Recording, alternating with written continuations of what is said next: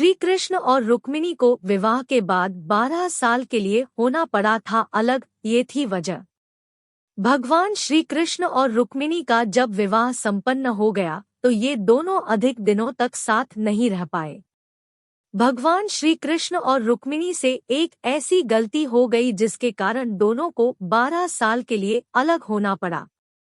यह समय दोनों के लिए बहुत कष्टप्रद रहा। इसके बावजूद भगवान श्री कृष्ण और रुक्मिणी ने इस कष्टपूर्ण समय को भी प्रसन्नता के साथ काटा।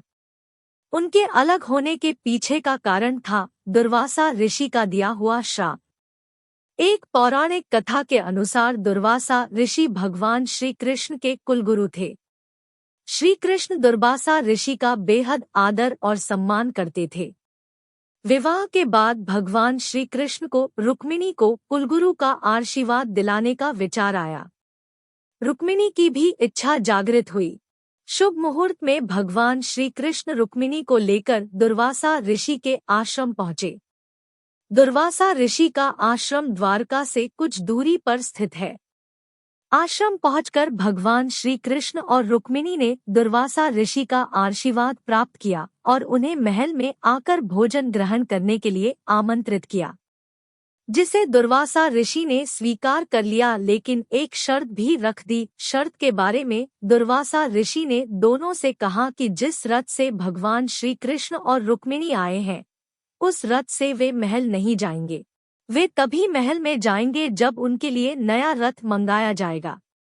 भगवान श्री कृष्ण ने रुक्मिणी के मुख की तरफ देखा और दुर्वासा ऋषि के सम्मुख हाथ जोड़कर कहा कि गुरुवर, जैसा आप चाहते हैं वैसा ही होगा। आपके लिए अभी नए रथ का प्रबंध करता हूँ। लेकिन एक ही रथ होने की वजह से भगवान कृष्ण ने रथ के दोनों घोड़ों को निकाल दिया और उनकी जगह श्री कृष्ण और रुक्मिणी स्वयं रथ में जुट गए। ऐसा करने के बाद दोनों ने दुर्वासा ऋषि को रथ पर आने की प्रार्थना की। इसके बाद दुर्वासा ऋषि रथ पर सवार हो गए और भगवान श्री कृष्ण और रुक्मिणी मिलकर रथ को खींचने लगे। लंबी दूरी तय करने के बाद रुक्मिणी को प्यास सताने लगी। भगवान ने रुक्मिणी को धैर्य रखने के लिए कहा और बोले कि कुछ दूर और रथ को खींच लो, इसके बाद महल आ जाएगा। लेकिन रुक्मिणी का गला सूखने लगा और वे परेशान होने लगी। तब भगवान कृष्ण ने रुक्मिणी की प्यास बुझाने के लिए जमीन पर अपने पैर का अंगूठा मारा, जिससे जल का स्रोत फूट पड़ा। धरती से गंगाजल की धारा फूट पड़ी, जिससे रुक्मिणी ने अपनी प्यास शांत की। इसके बाद रुक्मिणी ने भगवान कृष्ण से भी थोड़ा जल पीने का आग्रह किया। भगवान श्री कृष्ण ने भी जल ग्रहण कर लिया। इस घटना से दुर्वासा ऋषि बेहद नाराज हो गए और बोले कि तुम दोनों ने अपनी प्यास बुझा ली, लेकिन मुझसे पूछना भी उचित नहीं समझा।